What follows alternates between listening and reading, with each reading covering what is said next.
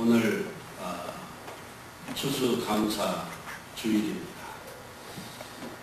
그리고 이러한 주일을 저희들이 지킬 때마다 하나님께서 내게 주신 그 은혜가 무엇인지를 한 번씩 정리를 해보는 그런 시간이기도, 그 정리해보는 시간이기도 합니다. 지난 그 목요일, 금요일 LA를 가서 CTS의 그 방송에 나갈 분량 4회분을 녹화를 하고 왔습니다. 얼마나 힘이든지 이 기계를 쳐다보고 말을 사람에게 보듯이 하는 건 참 굉장히 어렵더라고요. 한 번도 NG 없이 그냥 스트레이트로 사회 분량이 다 끝나긴 했습니다만 굉장히 힘이 들더라고요. 지금 이 설교도 녹화를 지금 하고 있는데, 그래도 이제 저 기계를 보고 자꾸 첫 시작을 좀 하려는데 그거 참 어려워, 잘 안 돼요. 이게 사람을 봐야 되니까 말이죠. 이 추수감사 주일도 그렇고 성탄절도 그렇고 아마 거의 10년 이상을 제가 동일한 본문을 가지고 설교를 하고 있습니다. 그래서 이 본문을 좀 바꿔볼 필요가 있지 않을까 하고 생각을 많이 해보긴 합니다만은, 본문을 바꾸는 것도 중요하겠지만 어떻게 보면 이날은 우리가 절기로 지키는 주일이기 때문에 같은 내용이라도 계속해서 반복해서 그것이 또 새로운 우리가 시간 속에서 지키는 것이기 때문에 그때 상황에 따른 말씀을 전하는 것이 늘 좋겠다 생각을 해서 사실은 본문을 바꾸지 않고 계속 같은 본문으로 제가 이 말씀을 전하고 있습니다. 참 축복이란 어떤 것일까? 참 축복이란. 이 축복에 대한 개념도 나이를 먹으면서 계속 바뀌어요. 5살 때, 또 15살 때, 또 20대, 30대, 그러니까 신학교를 가기 전, 또 신학교 간 이후에도 이 축복의 개념들이 무척 많이 바뀝니다. 제가 젊었을 때 이 목회를 할 때는 이 신방을 가면 사람들이 참 좋아했습니다.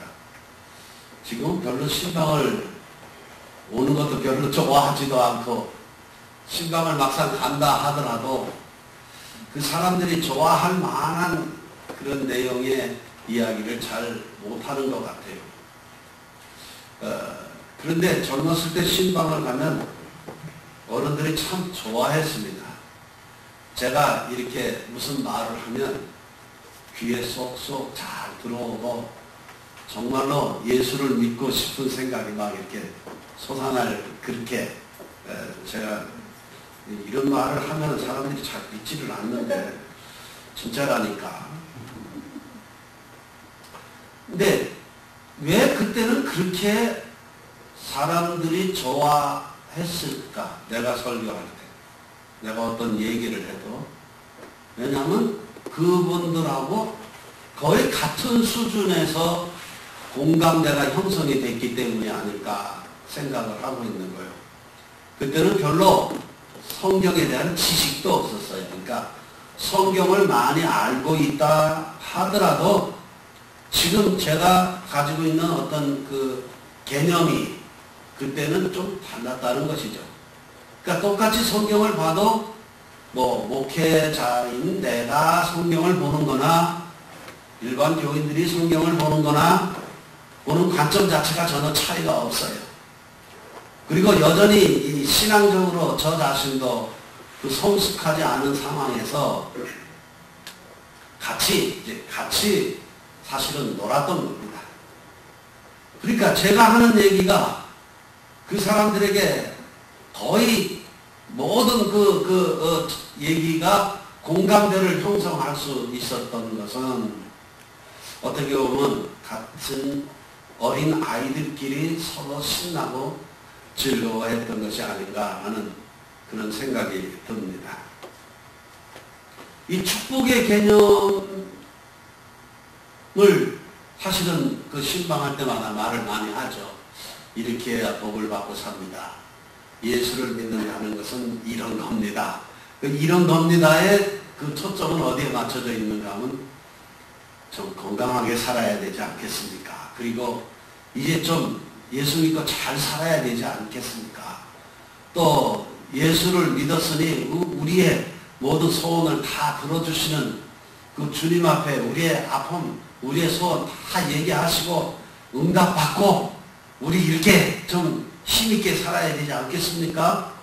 이것이 저의 메시지의 전체였다라고 제가 판단을 해본다면 이런 것들이 사실 우리에게 가장 중요한 이유들이기 때문에 그렇죠?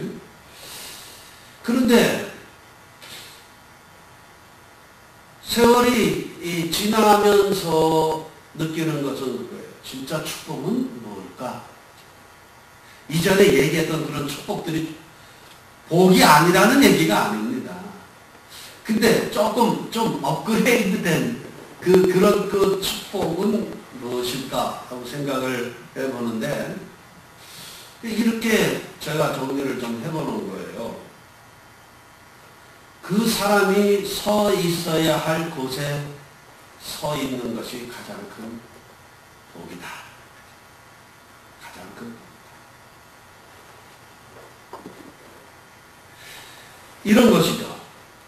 나는 참 행복하다라고 생각하는데 사람들이 나를 볼 때 저 인간은 참 안쓰럽다라고 느끼는 경우 있잖아요. 네? 예를 들어서 누가 크게 대통령도 되고 돈도 많이 이렇게 벌었는데 그 사람 볼 때마다 우리 한쪽에서는 참 안쓰럽잖아요.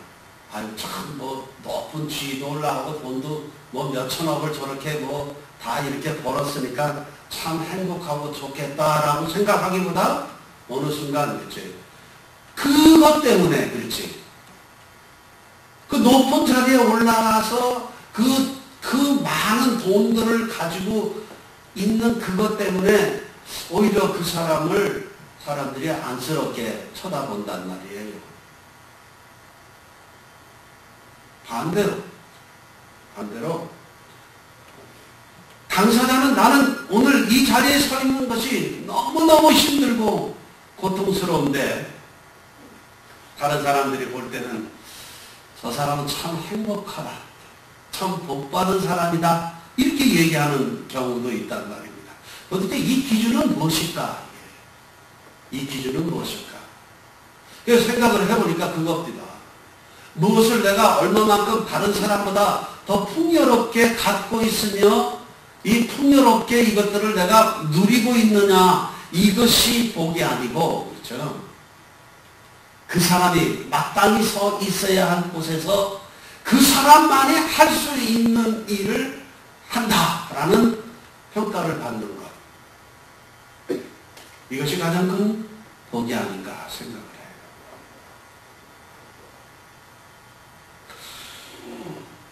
우리 한 해 동안 참 숨가쁘게 살아왔습니다. 이런저런 이유로 참 사는 게 참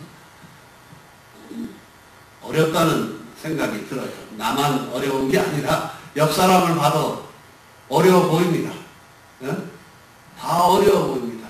누구 하나 정말 참 형통한 삶을 살고 있다고 그렇게 느껴질 만한 사람들이 없을 만큼 우리 한 해 동안 참 허덕거리면서 살아왔는데 그 헐떡거리면서 살아왔던 그것만 가지고 내가 복을 못 받았다. 이렇게 얘기하기에는 오늘 또 다른 관점에서 나를 한번 좀 살펴봐야 될 필요가 있지 않느냐라고 하는 겁니다. 다른 관점에서. 하나님이 보실 때 가장 복받은 사람들의 모습은 무엇일까라고 하는 것이죠. 신명기 8장에 보면은 이런 말씀이 있어요. 신명기는 이제 그 가나안 땅을 들어가기에 앞서서 이스라엘 백성들과 모세가 함께 이제 지나간 40년 동안 광야 생활을 회고하면서 그 다음에 너희들이 이제 약속의 땅 가나안에 들어갔을 때는 어떻게 살아야 될 것인지를 갖다가 정리를 해보는 내용이 기록된 것이 신명기입니다.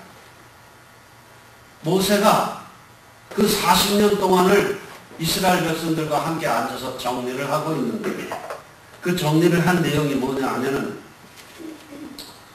너네들이 수고하고 애쓰고 그 다음에 뭐 길쌈 그러니까 옷감을 짜거나 뭐 이러한 일을 하지 않았어도 쉽게 얘기하면 너희들이 농사 짓고 뭐 옷 짓는다고 난리치지 않았어도 그 40년 동안을 돌이켜보면 한 번도 너희들의 발이 부르터 본 적도 없고 너희들이 입고 있는 의복이 헤어진 적이 한 번도 없었다.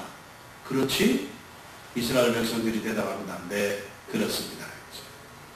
그리고 너희들이 열심히 무슨 노력을 해서 먹고 살았느냐? 아니지.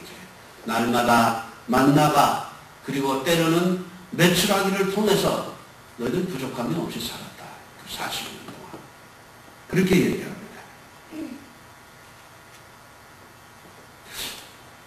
이때가 이스라엘 백성들에게 가장 행복한 때였을까요?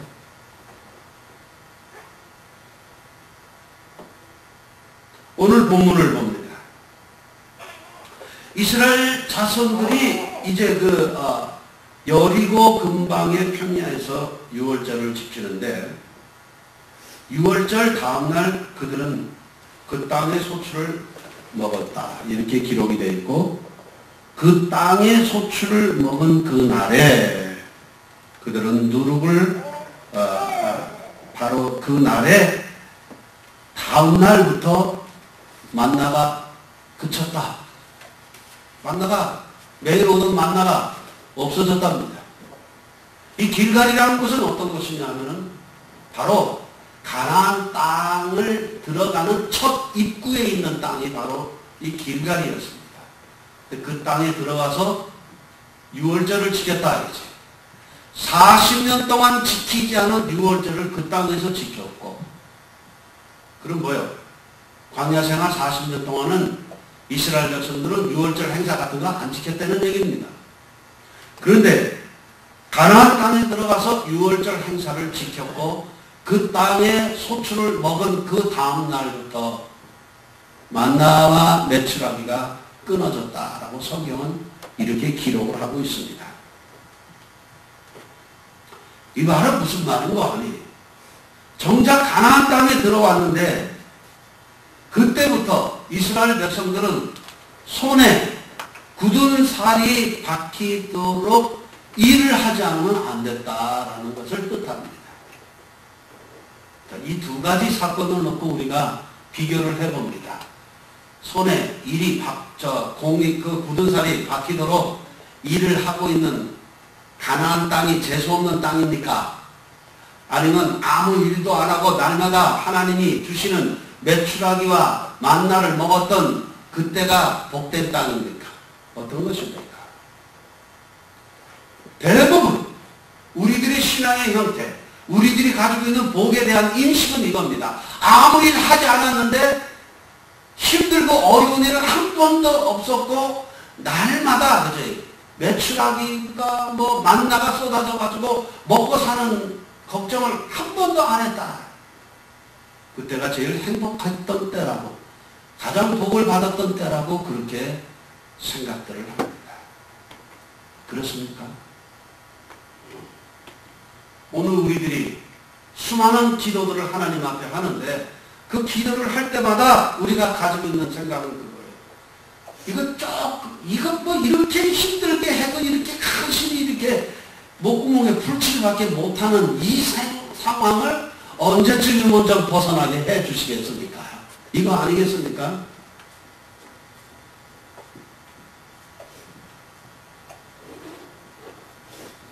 만나가 그쳤습니다. 절망입니까? 절망이? 맨날 오던 보조금이 끊겼다. 절망입니까? 아닙니다. 이제는 보조금 없이 살 때가 됐다라는 것을 얘기하는 거예요. 너희들이 이제는 땀을 흘리는 노력만 하면 너희 스스로 먹고 살 만한 모든 기반이 만들어졌다라고 하는 겁니다. 기반이 만들어졌고 그 사람이 그 일을 해 나갈 수 있는 성숙해졌다라고 하는 가장 큰 증거라는 거예요. 가장 큰 증거.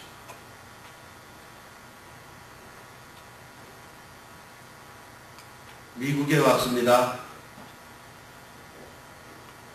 힘들고 어렵게 막 뭐 해가지고 어떻게 그냥 간신히 또 신분까지 또 이제 바꾸고 그래가지고 이제 뭐 또 일을 열심히 했는데 우리의 환상은 뭐였어요? 미국에 가면 누구나 다 그렇지 일 안 해도 밥은 먹고 산다.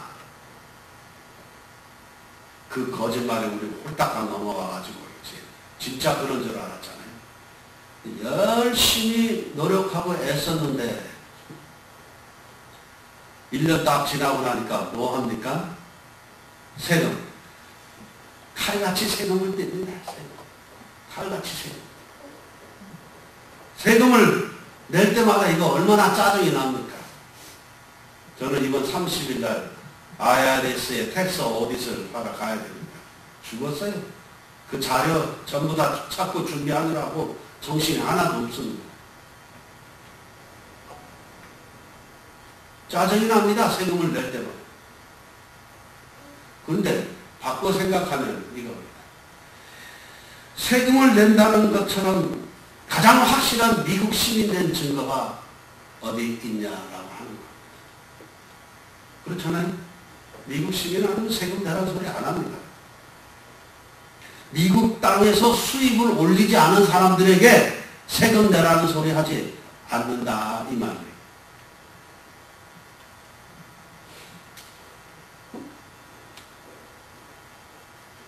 그렇다면 지난 1년 동안을 해보면서 참 정말 사는 것이 힘들었다, 고통스럽다, 어려웠다 이렇게 짜증을 냈지만 실상 그 짜증 속에 우리들은 이제 늘 확인하고 있었던 겁니다. 오늘 이제 우리가 이거 이제는 정확하게 일을 할 수 있는 신분을 가졌고 정확하게 일을 할 수 있는 그러한 터전에 지금 와 있구나.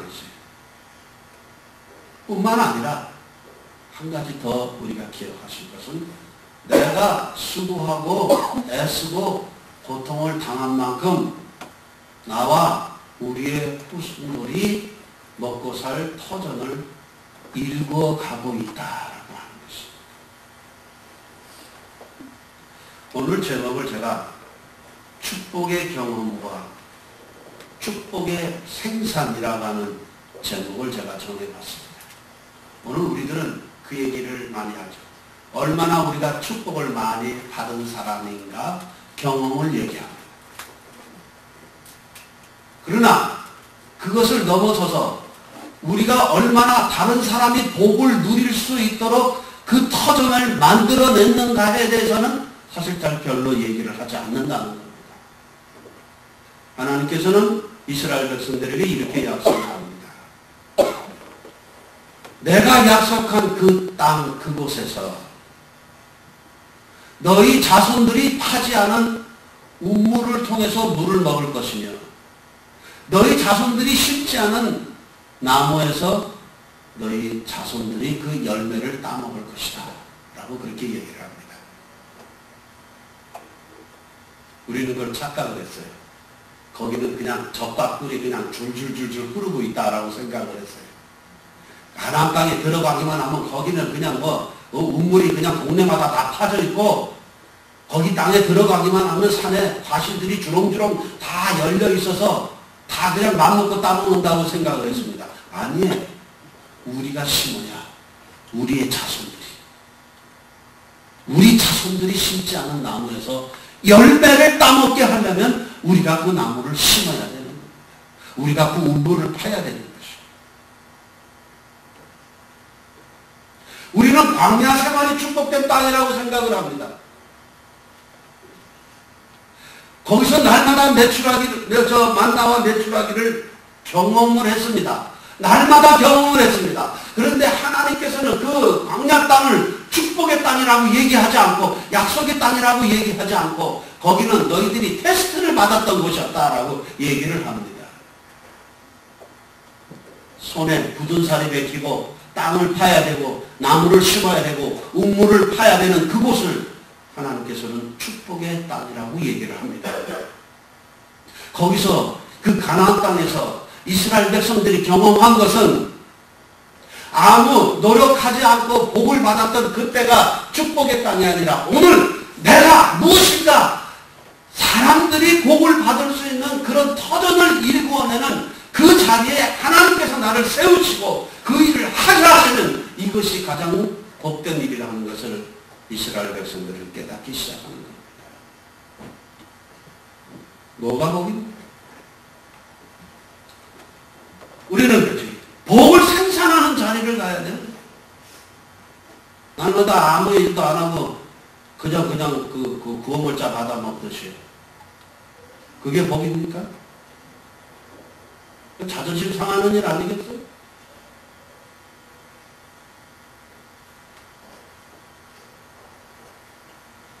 구호물자 받아 먹는 거를 우리는 복된 인생이라고 얘기하지 않습니다. 저 사람 힘이 들고 고통스러워 보이는데, 그치? 저 사람이 흘린 땀 속에서, 그치? 누군가 어떤 삶의 터전을 만들어 간다면,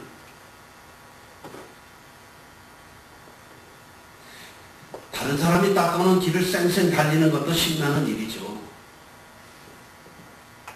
근데 그거는 두 번, 세 번 반복하고 나면 재미없어요. 또 다른 신나는 일을 찾습니다. 그런데 다른 사람이 달릴 길을 만드는 사람은요, 그것이 힘들어 보이고 고통스러워 보이는데도 불구하고 그 일을 포기하지 않고 그 일을 계속합니다. 이 차이를 여러분들이 경험을 했으면 좋겠어요. 우리 젊은이들이 노력하지 않고 그래서 대박을 터뜨리는 것에 마음을 뺏길까봐 참 걱정입니다. 요즘 무슨 드라마를 보면은 거의가 다 신데렐라 시리즈 1편, 2편, 3편 보는 것 같아요. 응? 어떻게 사랑을 했는데 자기의 신분을 감추고 주차 관리하는 사람과 사랑을 해서 어느 날 갑자기 대기업 회장님의 사모님이 됐다, 있다는 거. 꿈 깨셔. 그런 거 복이 아니에요. 내가 늘 얘기하지만 자기가 진정으로 땀을 흘려서 만들어 놓은 것이 가치가 있는 거지, 다른 사람이 만들어진 거 그거 넓적넓적 받아 먹는 것이 그것이 가치 있는 거 아니에요. 그거 복 받은 인생 아니에요. 그 기간이 계속되면 계속될수록 그 사람들은 점점점 사람 노릇을 못해. 사람 노릇을 못해. 더 거칠게 얘기하면 사람 질 못하는 놈으로 만들어 놓는 것이. 만나가 끊어졌을 때 이스라엘 백성들은 비로소 그때 성숙함의 의미가 뭔지를 그때부터 깨닫기 시작하는 거예요. 누군가의 인생을 책임질 수 있는 사람으로 바뀌어간다. 그때까지는 힘든 거 좀 없게 해주세요. 어려움 좀 없게 해주세요. 나한테 권하는 체질에 맞질 않아요. 이걸로만 한평생을 징징거리고 살아가던 사람들에게 또 다른 거지. 삶의 방향이 제시되는 거예요.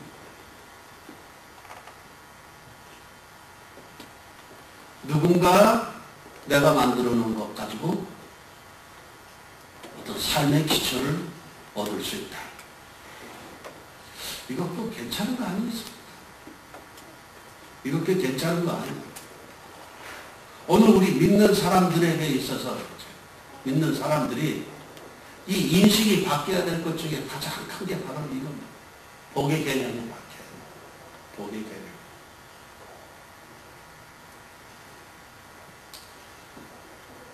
며칠 전에 LA 가서도 또 같은 얘기를 듣습니다. 이제는 환갑이신데 삶은 얼마나 더 살겠다고 좀 이제 정리를 해가면서 좀 사시죠. 그래서 제가 그랬습니다. 정리할 게 없어요. 제가 사실은.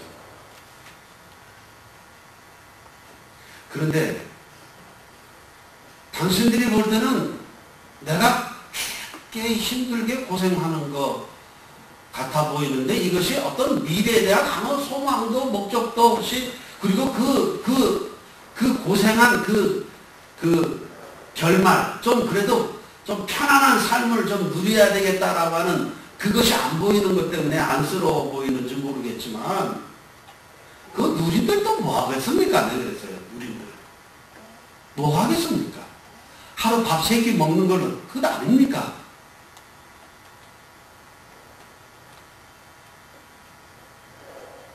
올바른 비유가 될지 안 될지 모르겠습니다만은 제가 미국 온 지 20년 동안, 만 19년 동안 양말 한 쪼가리, 옷 한 벌 한 번 내 손으로 사 입은 것이 없지만 저 여전히 옷 잘 입고 다닙니다. 제가 이렇게 얘기했습니다.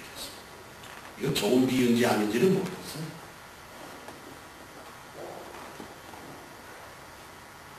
내 주머니에 한 번도 돈이 여유 있게 있어 본 적이 없었지만 그래도 맛있다는 것은 다 한 번씩 먹어볼 기회가 있었습니다. 누구에 의해서 그것이 먹었던지 간에 살다 보니까 조금 여유 있고 여유 없고는 살면서 조금 스트레스를 좀 덜 받고 더 받고 하는 차이는 있을지 모르지만 그것이 내 인생 자체를 바꾸어 놓을 만한 동기는 아닙니다. 이렇게 얘기해요.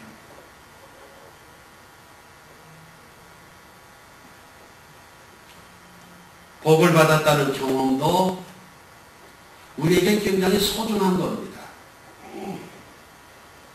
그러나 더 큰 경험은 복을 만들기 위해서 발이 부르튼 오늘 내 현실이 훨씬 더 큰 복이라는 거예요. 왜요? 이것이 하나님께서 나를 부르사 여기에 세우는 그 목적을 이루는 일이라면 저희가 제일 복된 자리입니다.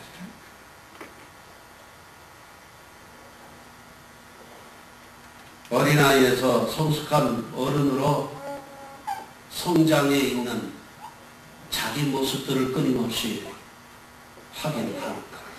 이것이 신앙의 진보라고 우리가 얘기할 수 있을 겁니다. 우리를 계속 어린아이로 취급해서 계속 도와주는 것이 좋으냐? 아니면 이제는 자기 일을 스스로 할 수 있는 사람이라고 평가를 받고 그렇게 인식을 해주는 것이 나를 대접해 주는 것인지 어떤 것이 더 나를 대접해 주는 것인지 우리가 생각을 하자는 겁니다. 가장 복된 평가 이거예요. 저 사람의 그늘 속에 많은 사람들이 거합니다.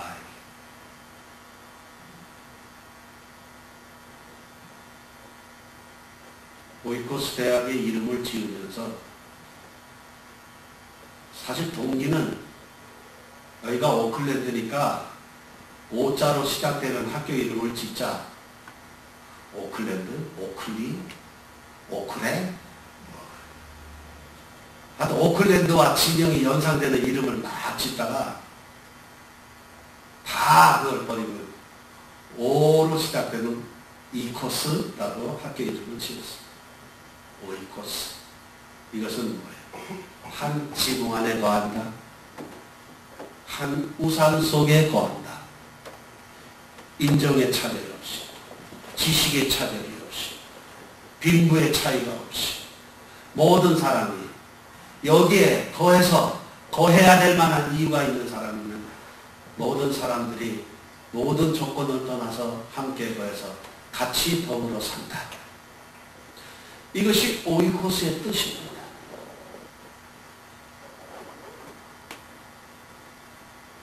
그늘을 만드는 사람들이 되시기를 바랍니다.